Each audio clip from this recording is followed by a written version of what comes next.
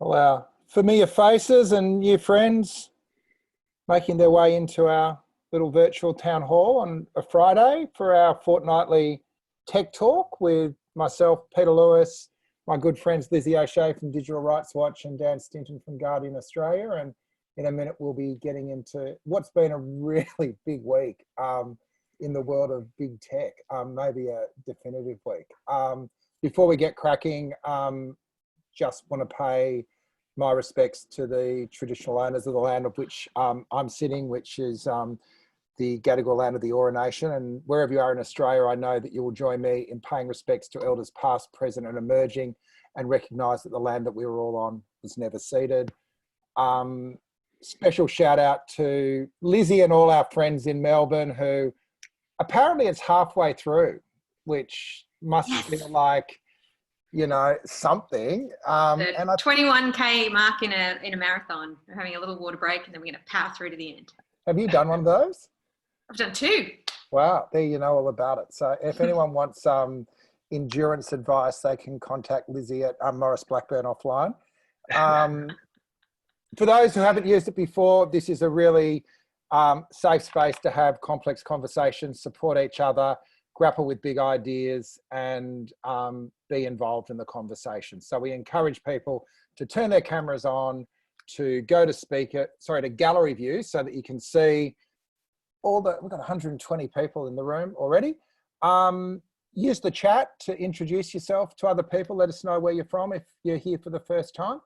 And as we go, ask questions, make comments, call us out if you think we're being too pointy-headed or you're not quite keeping track with. Like, one of the things I think with technology is that it should be a really democratic conversation. It becomes a really technical conversation, which is kind of what's happened this week in a way. And that's really where we're going to kick off things today. Do we want to jump straight in or just do a quick shout out? You guys have sort of said hello. So Dan's in Perth, Lizzie's in Melbourne, I'm in Sydney. Google's everywhere. And if any of you, anyone that's not on DuckDuckGo at some stage this week would have seen a little pop-up on their computer, which looked very much like a service outage warning. There was a yellow triangle and an exclamation mark, and it said something like the horrible government is going to regulate the internet and you're going to have to start paying for your search and it's not going to be as good. It was outrageous. It's gone to anyone in Australia on the Google search engine. I think it's gone to people on YouTube as well. My 14-year-old son was coming in saying they're going to shut down YouTube. So what was all this about? It's about the negotiations which Dan has been involved in and we've been speaking about for several weeks around a report from the ACCC that was ordered by the government after the last election. And we can talk a bit about the history of it, although I feel like we're going over it. It's basically an attempt to get our head around how social media platforms and traditional media can coexist so that one doesn't have to die for the other to succeed. And I think the negotiations, which are all about fair compensation for access to news content, are hitting the pointy end with the potential for global leading accommodation with big tech companies to pay for content and stop the demise of the traditional media, which has lost 5,000 jobs in Australia over the last decade. And Google decided to blow the negotiations up this week and think that they would get all their users worried that they were going to have to start paying for search or finding a new search engine. So that was all very exciting. I think that was Tuesday. Thursday, we took out a full page ad in the Herald, our open letter to Google in response to their open letter to Australia, which I'll put in chat for those that have missed it. And we kind of went in pretty hard as well, calling them bullies, calling out some of the claims that the ACCC basically pushed back on, and people that actually know what they're talking about, like Dan, pushed back on and basically called on them to sort of bargain in good faith. So that's been a busy week. I ended up becoming a bit of a, I don't know what, but they ended up sort of running some news stories off the back of it as well. And so here we are at the end of the week where the negotiations seem to be in a bit of a hole. Google seems to be pretty aggrieved that people would think poor motives about them. And I don't know if the future of Australian journalism is once again, you know, maybe at risk. So that's my short potted version of what happened. And I want to talk about the tactics, the substance, and the broader history, or the broader picture of what ends up happening here and what are the futures that we're facing at the moment. But before I keep rabbiting on about that, I might just throw to Dan and Lizzie to see if my version of the week coincides with yours, because I know that different perspectives carry with it maybe a different way of understanding what's been quite a bizarre week. So why don't we go to you, Lizzie, first, sitting in Melbourne. Did you get a pop-up, or are you immune from those? No, I definitely got a pop-up. The pop-up is not influenced by the closure of borders or the quarantining arrangements. So yes, when I was using Google this week, I saw the pop-up. I think it's a really interesting thing to observe how a very large tech company engages in public advocacy. I think for a lot of people, it might have seemed a bit heavy-handed and raised some concerns for them about what the motivation might be.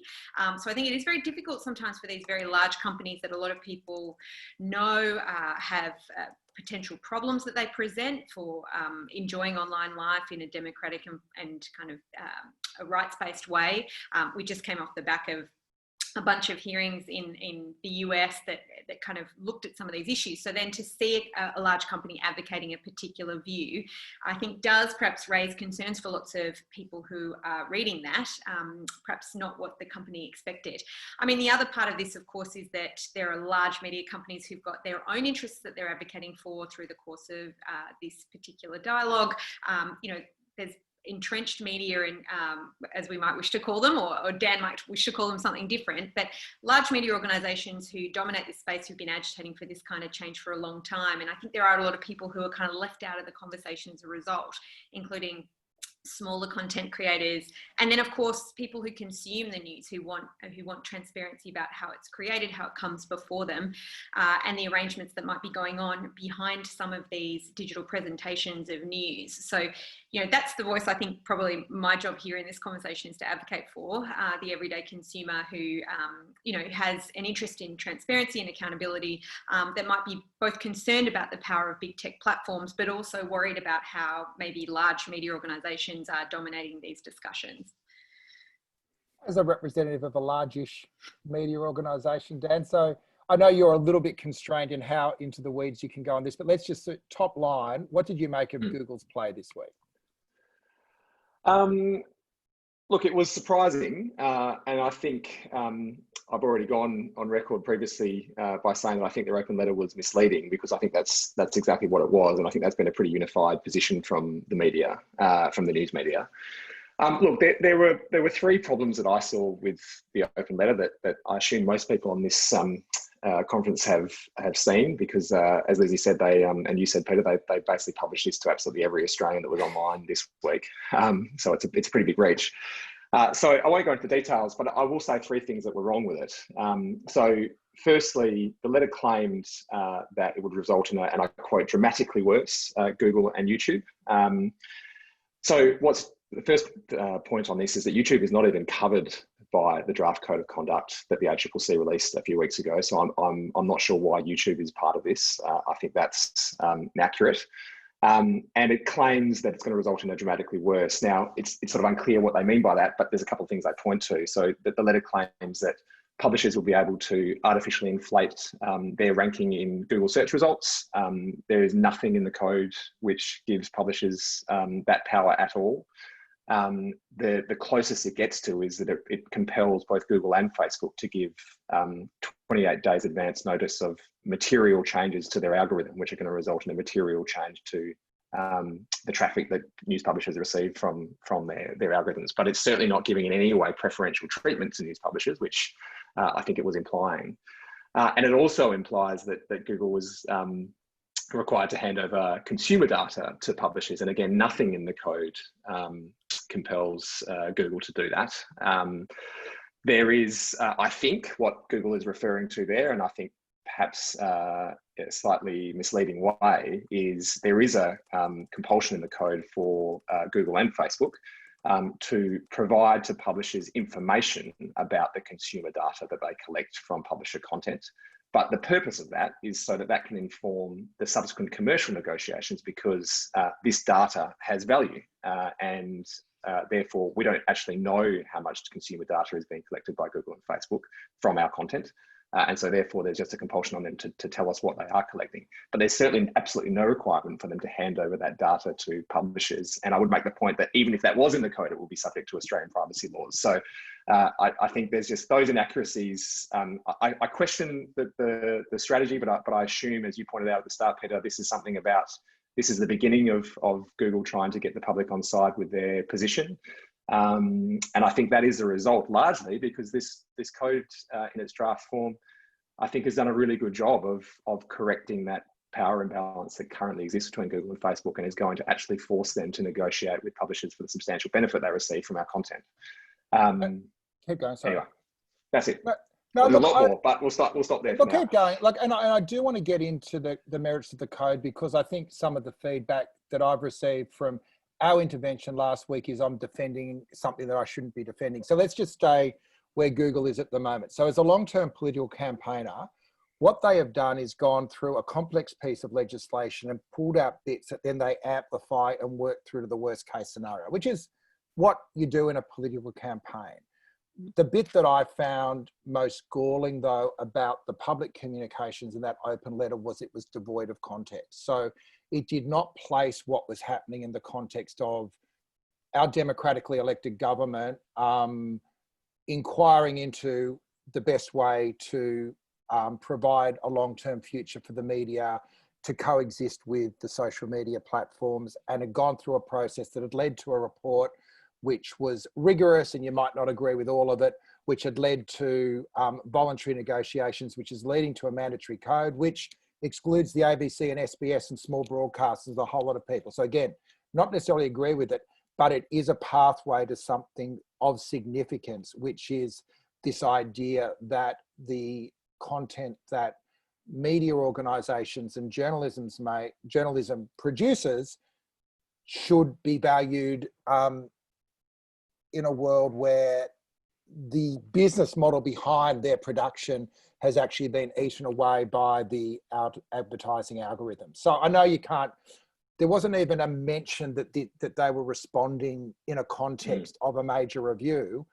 All they said was evil government regulation equals you will need to pay for a search engine. And that's the bit that really got me going and thought, you just can't, like, I know what a dirty play is in political campaigning, and they'd kind of gone nuclear pretty, as a first step. And I'm interested, having been in the room, did you see this coming? I know that they said they were going to shut down their Google publishing arm a couple of weeks ago, which would have led to, significant money into some of our smaller publishers. But did you see this nuclear option coming? Oh, look, I think this is a really material change to the regulatory environment and potentially sets a global precedent. So I'm not at all surprised that Google has responded, and I expect that Facebook will respond in their own way at some time soon as well. But I absolutely also take or support your point, Peter, and that is that the open letter that was published was absolutely devoid of context. And I think I would assume that all 131 people on this call know quite a lot about the digital platforms code and inquiry that the ACCC has undertaken, but I would say that 95% of Australians probably don't. And so if you put out an open letter like that, it is pretty close to scaremongering, I think. And that's perhaps that is the only option available to them. I mean, I think the point that we have to remember here, and I did touch on this last week, so I'm not going to repeat myself ad nauseum, but I just would make one or a couple of brief points if I could. The whole point of the code is that Google and Facebook receive a substantial benefit from publisher content that they do not pay for. In the case of there's a direct benefit from the engagement our content provides within Facebook's newsfeed and within Google search. There's an indirect benefit in the case of Google, whereby they send traffic to our websites, which we then monetize using Google's advertising technology, and they take a cut from. They both collect data from consumer engagement with publisher content that they do not pay for. And there's also an indirect benefit, which is really substantial because, as was pointed out in the ACCC's final report a year or so ago, most Australians now don't go to news publishers to get their news. They go to Google search or Facebook's newsfeed. And there is value for that. And we're not, because we're a pretty disparate bunch, we're not in the position where we can all just pull out of Google or Facebook. And so consequently, we all kind of have to stay in there. They're unavoidable trading partners for us. And as a result, they get all that consumer engagement that comes with that. So that's what this code is trying to do, is correct that bargaining imbalance that currently exists. And yeah, the open letter obviously made absolutely no mention of that sort of overarching aim, if you like.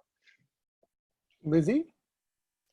Well, look, there may be merits or otherwise to how they've particularly conducted this campaign. And like I said, I think most people treat the company with some skepticism already if they're somewhat informed about it. But that general public awareness is rising as we see more instances of the company being exposed for various kinds of activities that most people wouldn't accept or wouldn't understand as being appropriate. So like Google's got a reputation for dealing with consumer data and it probably violates most people's expectation of privacy. So that kind of skepticism of the brand does impact their ability to run a campaign like this. But I mean, they're entitled to run a campaign like this. The question is what comes of it, I suppose.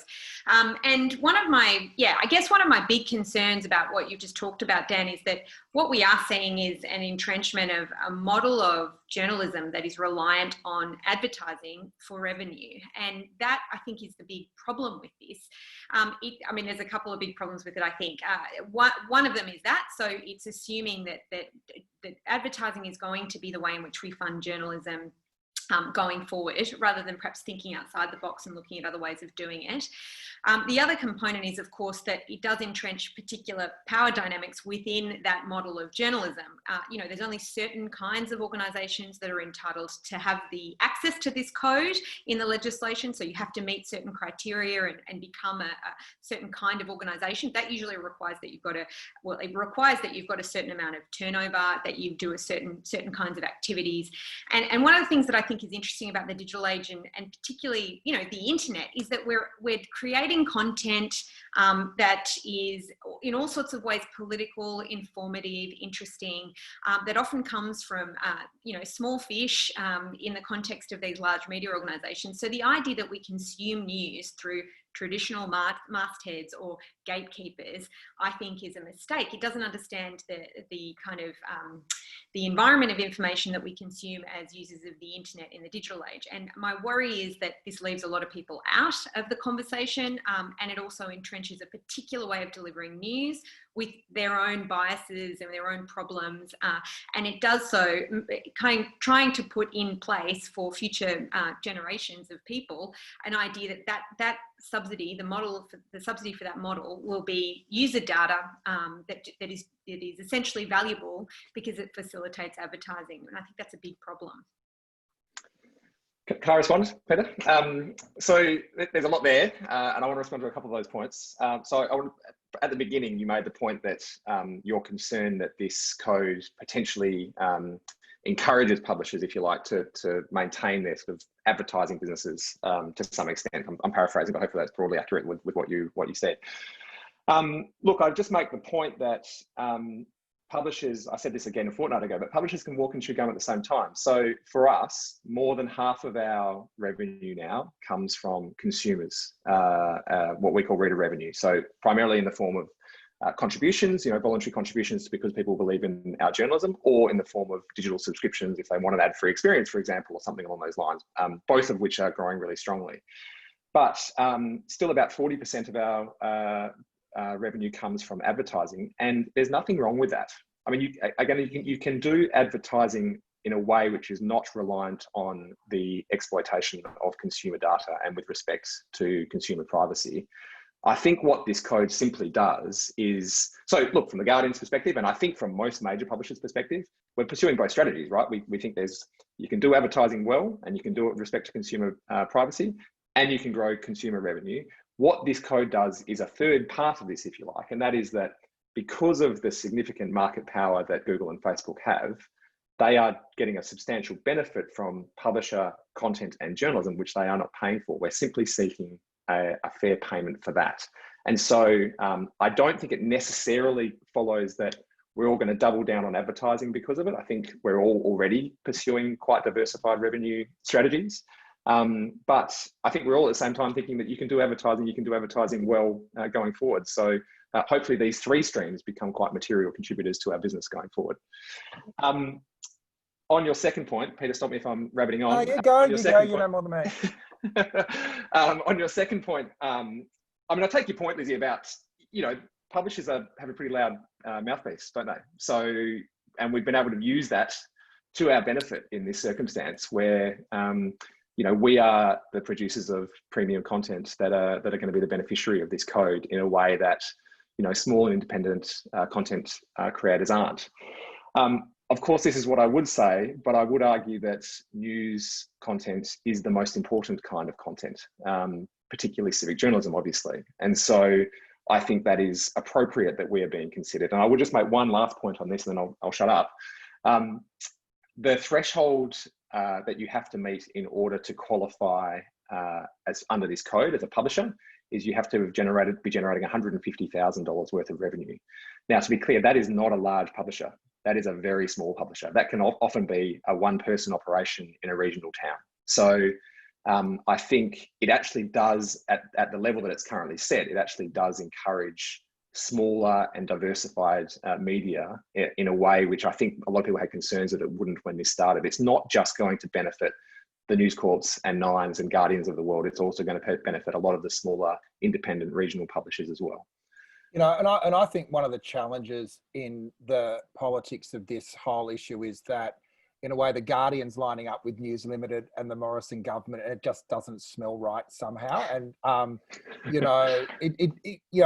it is a challenge, and I think a lot of the pushback against the code is that sort of sense, if it's coming from this mob and it's being backed by news, then it's got to be rotten. And I think there is a sense that, there's a whole debate about the role that News Corp and News Limited play in the body politic and in our public square. But I also think that from my perspective, not having a particular pony in the race, it shouldn't be a and or, it should be a yes and. So I do think there is an argument to stabilise what we used to call the media for civic accountability, for the basics of holding the powerful to account, and the and is to actually build a broader ecosystem that uses the internet to create more voices and finding a way that all that value in telling stories isn't just hoovered up by the big platforms. So I don't think the code is the end of that journey, but I do think, for me, it's a marker point, because I always think that you just can't have a technology that rolls over the top of a society. You need to have a process to regulate it. Otherwise, like anything, it'll sort of run over us. So I do want to go into the broader. I know we've got Andrew Jaspan in the room that's got some ideas on how we can think about this more broadly at the moment. I want to call Andrew in a minute.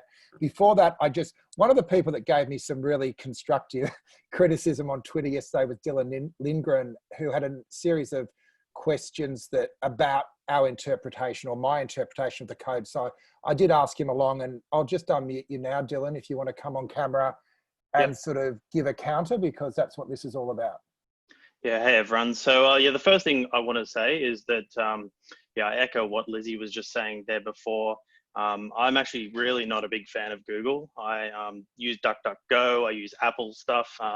So I don't even really try to use, I try and avoid Google stuff. I fall back to Google search when need be, but I'm just really against them as far as privacy goes. But I think there's just a lot of misinformation that's going around about what the code contains and what it doesn't contain.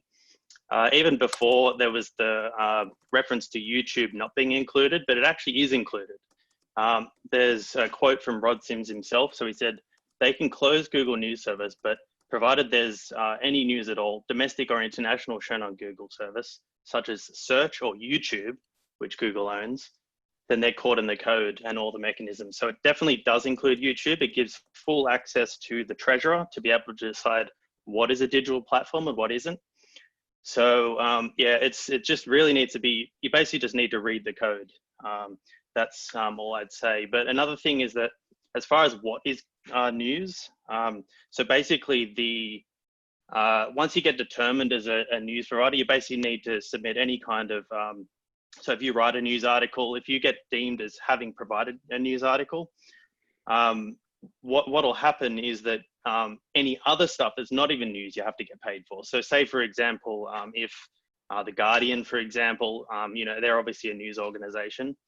If they post a sports article as well, they'll get paid for that, even though, that's not actually considered news perhaps. And so what you'll actually find is that there'll be a lot of news companies that actually, or a lot of companies that don't even post news. They'll start posting some content so they can get considered a news organization, and then all their content will be included as well. So that's just two examples of how flawed this code is. I'm really all for having good news, good journalism and stuff, but this code is just completely busted. Dan? Thanks for your comments, Dylan. I'm going to disagree with you on 2 points. Point of clarification, I'm not sure what quote you're referring to from Rod Sims there, but for absolute clarity, there are 6 products which are covered by this code of conduct. They are Google Search, Google News, Google Discover, which for those who don't know is the sort of -1 screen on Android devices, so swipe left screen on Android devices. There is Facebook's news feed. There is Facebook's news tab when it launches in Australia. It's in the US at the moment, hasn't come here. And there is Instagram. Those are the 6 products which are currently covered by the code. YouTube is not.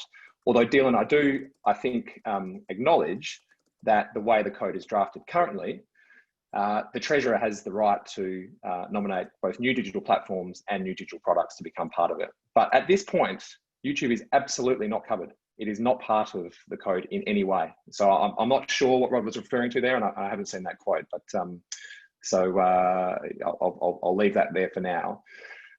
With regards to your point regarding core news and covered news, so this is potentially going to get quite technical, but I'll try and keep it brief and top line.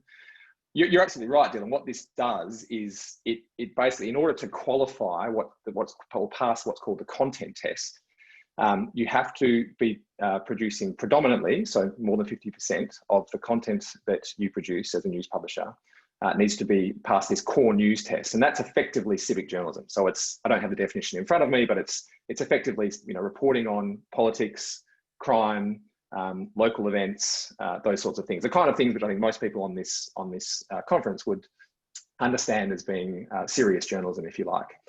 Now, the important thing that happens though is that once you have passed that core news test, then you basically, when you are negotiating with the platforms, you're negotiating for what's called covered news, and that is all of your news output. So that can include, as you pointed out, Dylan, sport and the like. The point of the way they've structured this is that, I think, is that they're trying to prevent lighter style publishers, lifestyle publishers, magazine style publishers, if you like, that don't necessarily produce any material amount of civic journalism from getting the benefit of this, because the whole purpose of this code is to protect civic journalism. But then if you qualify, the benefit that Google receives from a sports article is exactly the same as the benefit that Google receives from a news article or a civic journalism article. And that is why they should both be covered once they are both part of it, because it is the news organisations that produce both, and therefore the funding will go to support both. I'm not sure if I've lost everyone, but hopefully that clarifies things to some extent. I might just jump in. I'm just going to bring in Andrew Jaspan in a minute, but I do just want to abuse my position as a speaker to say a couple of things. I mean, you talked then about civic journalism, Dan, and just one of the things that kind of I find a bit dispiriting about this whole discussion is how journalists often, get up and then pull the ladder up behind them, that they don't necessarily advocate for people who aren't fulfilling that criteria that they have in their mind of what civic journalism is. And the kind of people that I'm thinking of in this context is kind of people like the Juice Media. People may have watched on YouTube, for example, they make what's called honest government adverts, and they're satirical and funny, but they tackle a pretty serious topic. And actually, I think that kind of content is how lots of people consume news. Things like comedy news shows in the US are some of the biggest sources of news for everyday people these days. And these kinds of content creators who are doing satirical things, funny things, things at the border of what might be called journalism or political discussion that are absolutely relevant to our understanding of public debate, to our general online environment in that space and how we conduct those discussions. They're kind of just excluded from it because we have this idea, or mainstream media organisations have this idea of what constitutes civic journalism, and they fall outside of it. And I just find that a bit disappointing, because I think this was an opportunity to think more broadly about including other kinds of content creators and building an environment that genuinely allows that content to be created and for them to flourish. And it seems disappointing to me that actually, you know, we're carving it out pretty neatly who's in this tent and who gets to say how these rules will be drawn and what kind of benefit flows from them.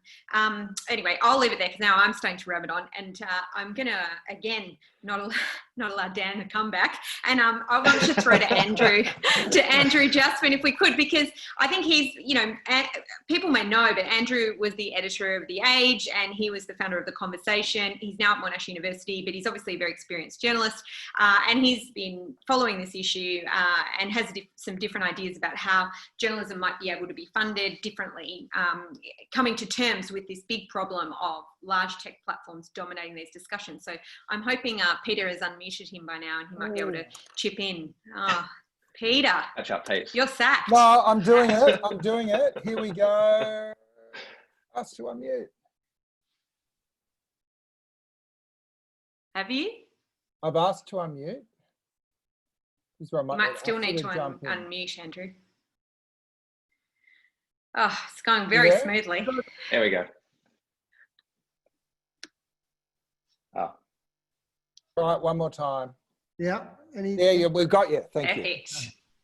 Great. Hello, everybody.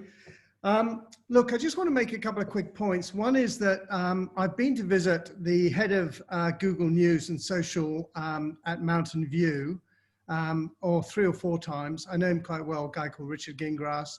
I've been to Facebook in Palo Alto and also in New York and also in London. And I know these organizations reasonably well. And fundamentally, there's 2 quick points I wanted to make. And this is stuff you probably all know.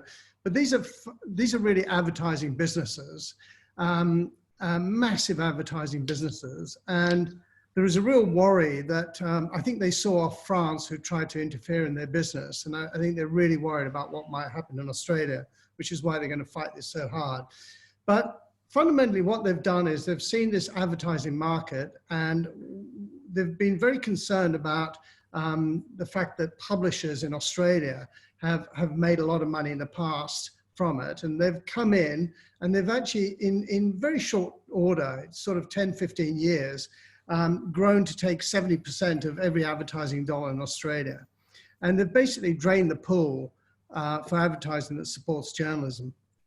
The big difference, as you know, and this is a point I've argued with Google and Facebook, is that they actually do not want, and they're very frightened of in any way being seen as a publisher. So they do everything they can to avoid any kind of responsibility of a publisher. But at the same time, they aggregate or steal, if you want to use that word, the content from publishers and then sell that advertising. And of course, what they do is they invoice all this advertising from overseas, either in Singapore or in Ireland, to avoid paying taxes in Australia. So there's a real issue there. Now, the second point I wanted to make is that I sat in with Rod Sims in a couple of these closed sessions, and it was really interesting to see the dynamics in the room. But fundamentally, I think the reason this has got the space and the way it's been developed is because of News Corp. News Corp has been driving this whole thing. And fundamentally, the reason they've been driving it is they think this is the way that they can replenish their advertising dollars that they've lost. And I think that's why the government has given in to this, not given in, but allowed this to go forward, is in a sense as a payback to News Corp. The third point I wanted to make is that I put forward some alternative ways of funding journalism in Australia. And I just want to say that the points that Lizzie made earlier that I'm concerned about, myself is that what we could end up with this code is just reinforcement of the ecosystem or the journalistic landscape, media landscape we've already got out there, which, as you know, is dominated by the two big players, News Corp and Nine. And what I'm really concerned about is market failure. And what I mean by that is this, that rural and regional newspapers have either been shut down or they've just gone online. They've cut right back on all the resources. So something which, you know, broadly could be called public interest journalism, which is coverage of town halls, courts, as I say, rural stories, but particularly specialist journalism has gone. So there used to be a time when there were, you know, hundreds of science journalists across all the Australian media. Now I think there's something like about 3 science journalists in total in Australia. So you take science, medicine, environment, crime, courts, of course, etc. All these areas have actually just gone. And what you end up with is a much hollower, shallower coverage, which is coming out of Australia. My suggestion, which I put to Rod Sims, is a slightly different one, which was fundamentally this. I'll try and wrap it up. I've written a paper about this. If anybody's interested, I can let you see it. I think, Lizzie, you've seen it.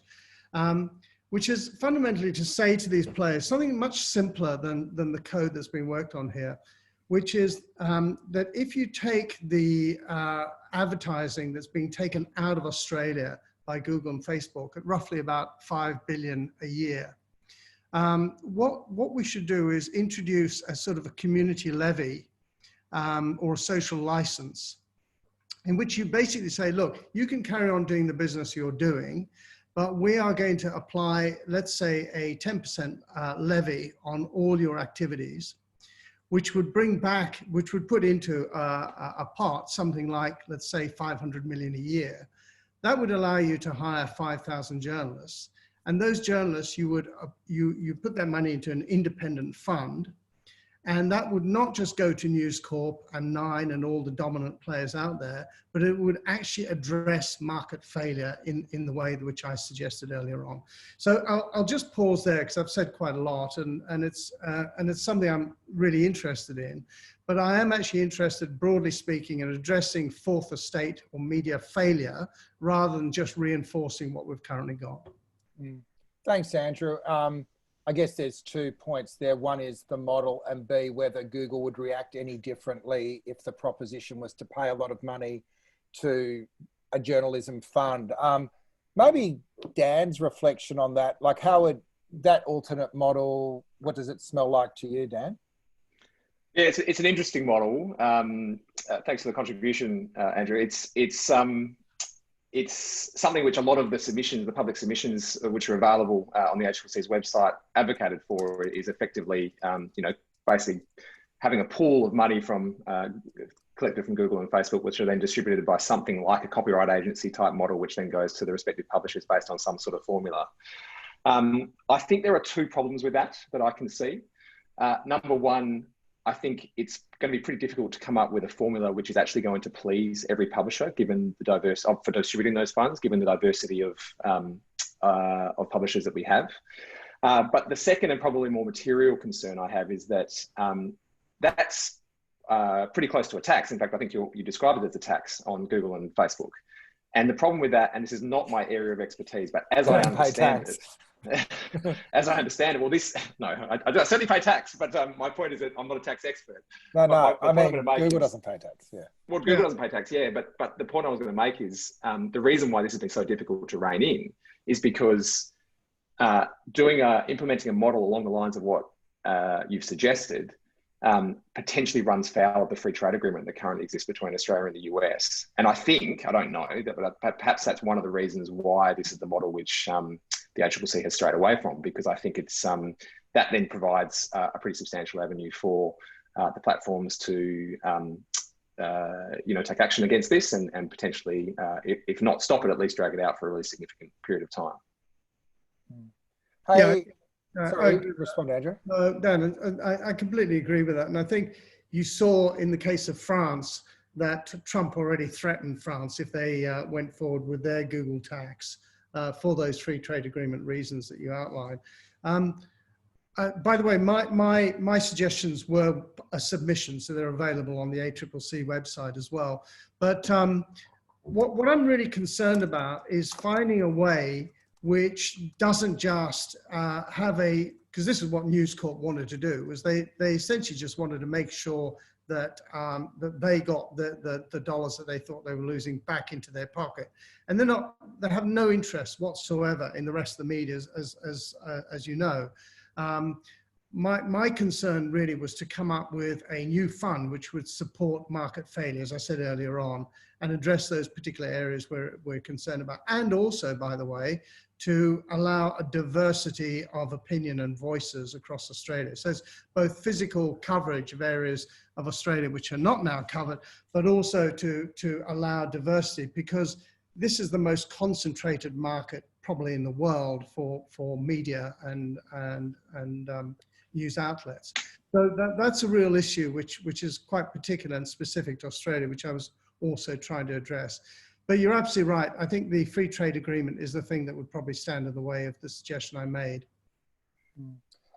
Eric's got an interesting comment, which is we should remember that surveillance capitalism gives us something for free that we want, email, search, etc. And I guess that leads into the last bit of this discussion I was interested in. So implicit in Google's little campaign this week was that if this goes through, we'll either have to pay for search. And I guess implied is also what they did in Spain when they started charging them for access to news, that they'd pack up their engine. And I don't know if you pack up your engine and go home or just shut up Australia. I'm not quite sure how it works. So I guess my question to you guys is, what would Australia look like if Google did pack up their engine? Would we just find the next best search engine, or would we, you know, what would be the impact and how much bargaining power do they actually have? Lizzie? Yeah, it's interesting. I mean, it's interesting also given, you know, we were talking about Uber last week, and that's, Uber's a lot of my day job, but you know, Uber just got a ruling, and Lyft, it applies to Lyft as well in California, that their drivers are now employees, and they're threatening to pack up and leave, to suspend services in California, which I think is interesting. These companies do kind of threaten these kinds of things semi-regularly, but I do wonder whether they're prepared to follow through. You mentioned there whether we'd find the next best search engine, and one thing I would say about this is I'm not sure it's necessarily the best search engine. I think it's the one that we use the most and it dominates the market, but there are lots of good search engines out there. Dylan talked about DuckDuckGo. That's a good example of a search engine that doesn't engage in the kinds of activities that we commonly associate with surveillance capitalism. So, you know, should Google leave, which I think is unlikely, it doesn't mean they won't threaten it. I'm not sure they actually have, to be honest, at this point. But should Google leave, I'm sure there's others that we might be able to use to get our content and find things in perhaps unexpected ways, and without, you know, the dark forces of data mining working behind the scenes to channel us into a particular vision of the world, which might be a good thing. But I think ultimately we really, I mean, I like the idea of returning to the problem we're trying to solve, which I think is what Andrew was good at explaining. And there's a couple there. There's the problems with journalism as it currently is, and how it's being narrowed by a particular model of doing journalism that's encouraged by the market in which they find themselves. And then there's the problem of these large tech platforms. And the interesting thing I think about talking about the free trade agreement is how much of our political life these large tech companies touch and how much they influence.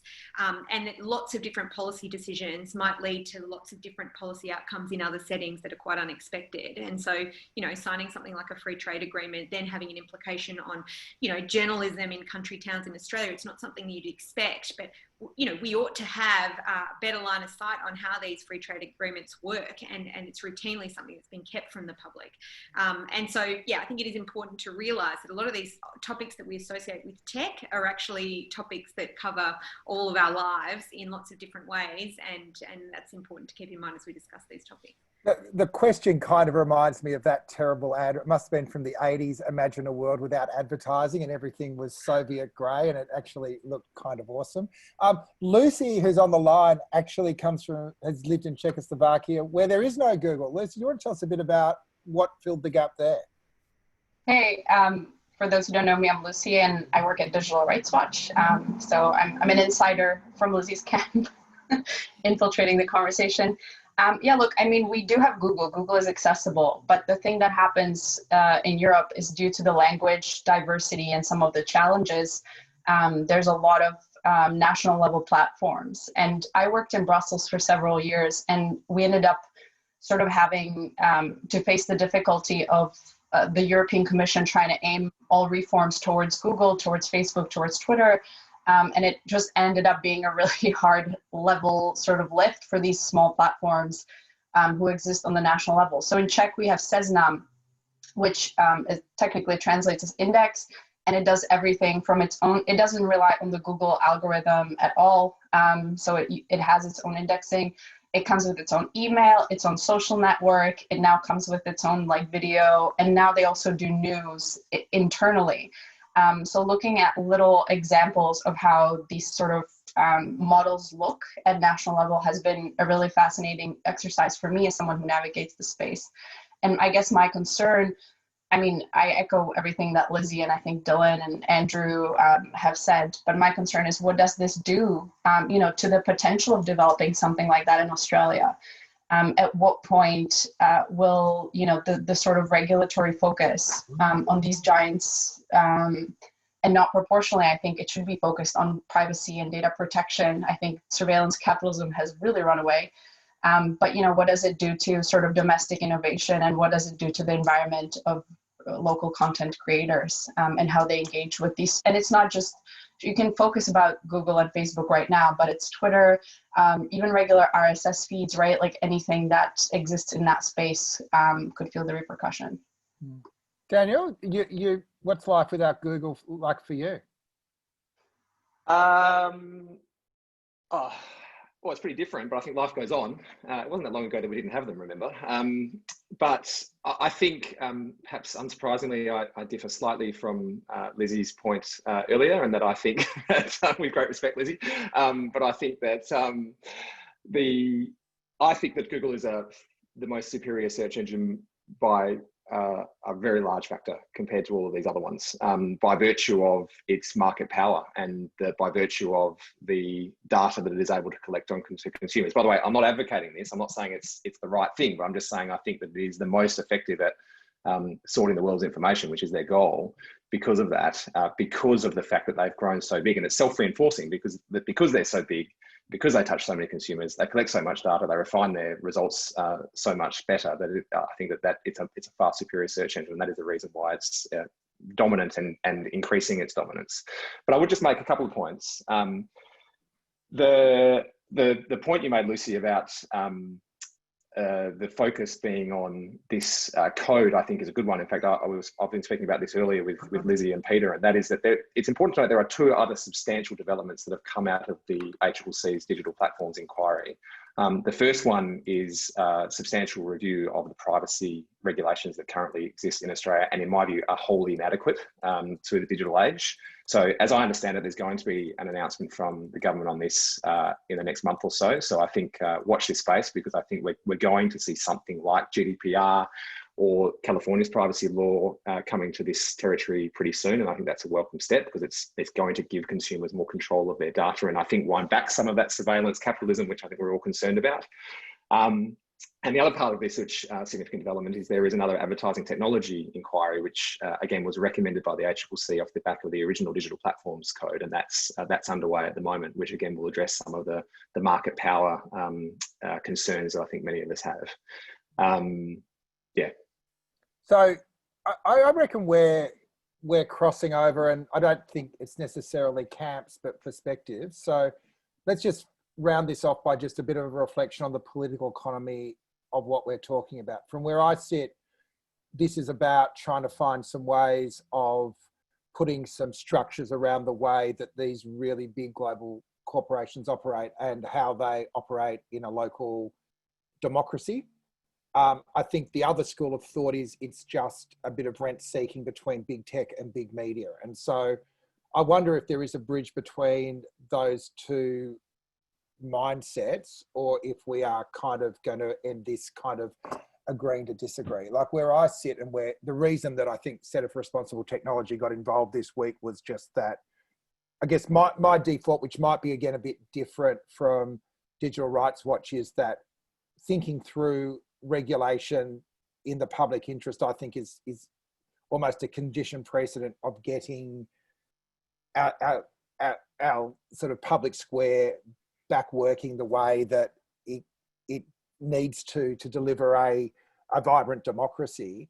Part of that cost is working with conservative governments and working with news corporation. But if at the end of the day that means Dan's company can fund expanded journalism and there is more funds for employing, if 5,000 journalists have gone in the last decade, our media would be very different if we had that ecosystem back. And I think whether you call somebody, there is a difference between ethics-driven journalism and just people putting their feels out on Facebook. So having that back into having a business model that allows that to operate and thrive, I think is good for democracy. Whether or not the ACCC code is the end of the story or just a trip on the journey. But what I hear from a number of you is the code is not worth the paper it's written on, because at the end of the day, traditional media players will be stronger and survive.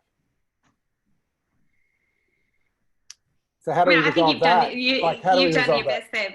I mean, I think one of the best things about the internet is the ability for people to create interesting content and share it, and that kind of has a democratizing potential. That's not necessarily journalism. Yeah, but I think that you can be very narrow-minded, or I think a lot of traditional journalists and traditional news organisations are very narrow-minded about what constitutes news. And I don't particularly want to return to the old days in which there were very serious gatekeepers who had their own kind of sense of entitlement and a sense of a patronising attitude towards their readers. And don't always have a good record of telling the truth or speaking truth to power. There's all sorts of dynamics that existed in traditional forms of journalism that it would be nice to address and think critically about before, demarcating what constitutes journalism and what doesn't, thereby sacrificing large sections of the internet that are great and that are speaking to new generations of people, that are expanding our idea of what is a public discussion. So, I mean, I do think we need to address the problem. Like, that's why I think what Andrew was saying was sensible. Let's talk about how we could build up that traditional form of journalism, and that requires investment in infrastructure. Sorry, I keep wanting to interrupt, and I know that's really rude. Ethics-driven journalism, like there's good journalism, bad, is the idea of an ethical framework about the way that we collect and filter information to create meaning for society. Isn't a defense of News Limited's model of when it is something that served us well and held us together. And my concern is we are now seeing what happens when that breaks apart, which is the rise of tribalism, the rise of, something that seems like fascism in lots of democracies. And I just think getting that square working again, it's not the end of the story of how we make sense of the world, but there is something in that ethical framed professional journalism that kind of, I think, is still important. We'll probably jump in. This is going to be a 2-to-1. Go, Dan.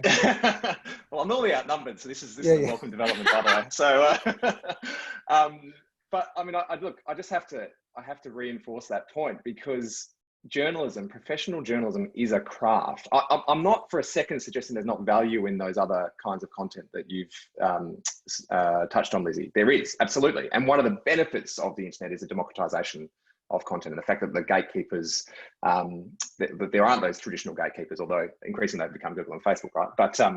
But my point is that the craft of journalism is something which is tremendously important to democracy, and that is done by professional journalists. It's not the same as someone doing a comedy skit. As valuable as that is, it's not the same as uncovering corruption in government and the civic journalism that places like The Guardian and News Corp do. I mean, whether the vast majority of people on this call agree with their political stance on things, there's still some really important journalism they do as part of this.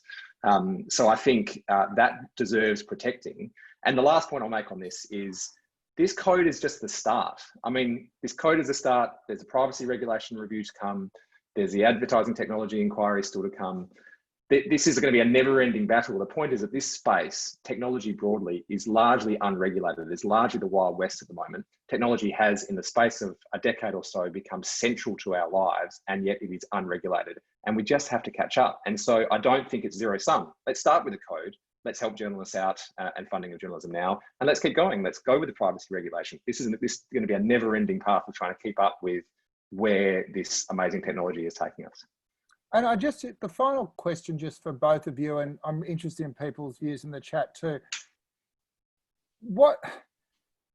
If there is an accommodation, what does Google have to win by accommodating this? Like, what does Google have? My sense is that they have overplayed their hand this week, and they'll probably pull back to an extent. But what is the benefit for them in sort of landing something here and, getting it right, Dan?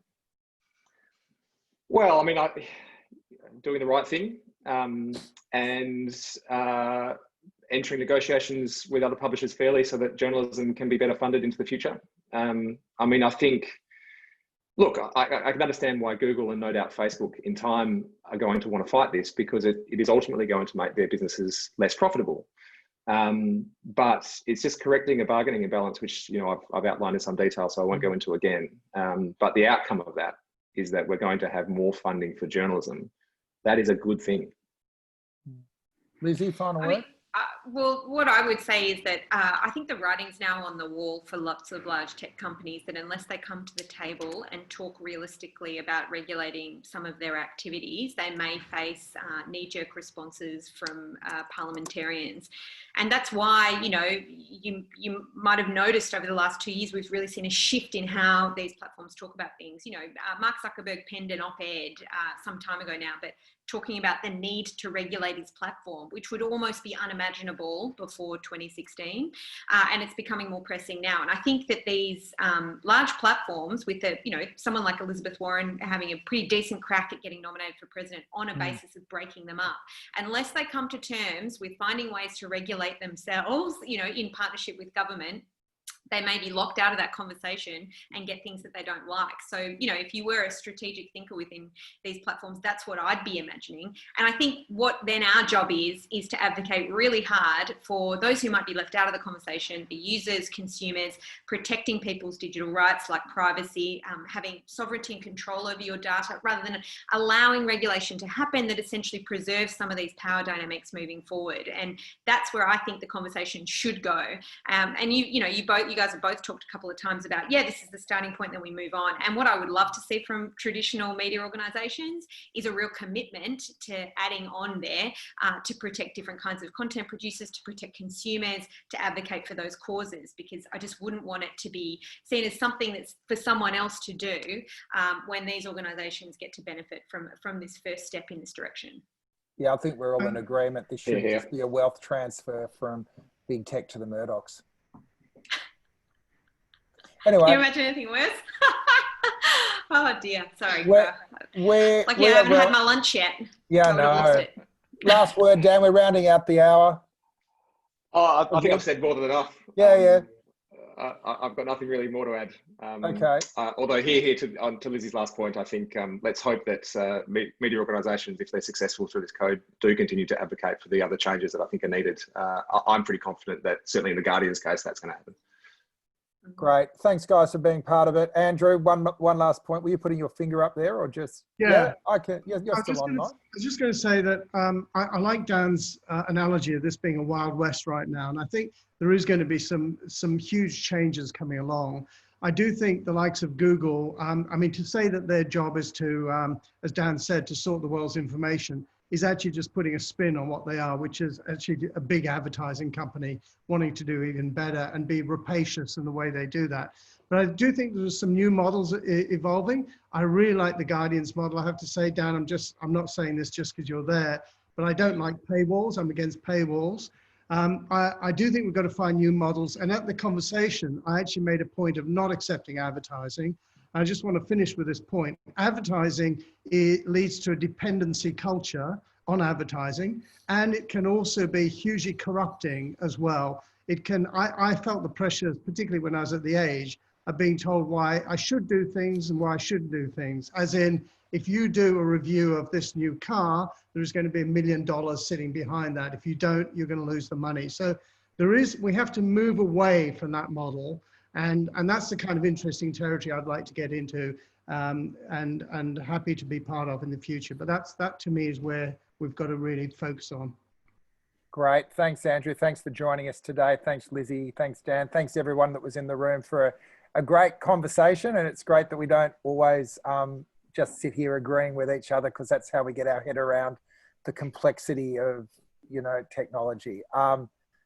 We'll be back next week with the Geek Fest on Tuesday. Thursday, we've got another book launch. A really good mate of mine, Ant Sharwood, who walked the Australian Alps over summer until he got caught in the middle of the bushfires. So he's written a ripping yarn about that we, and learned all about the Brumbies and along the way. So we'll be having him on Thursday. So join us next week. For those that are here for the first time, you'll get an email out now that you're on here until you're sick of us and tell us to stop bothering you. But thanks everyone for being here today, and have a great weekend. Thanks all.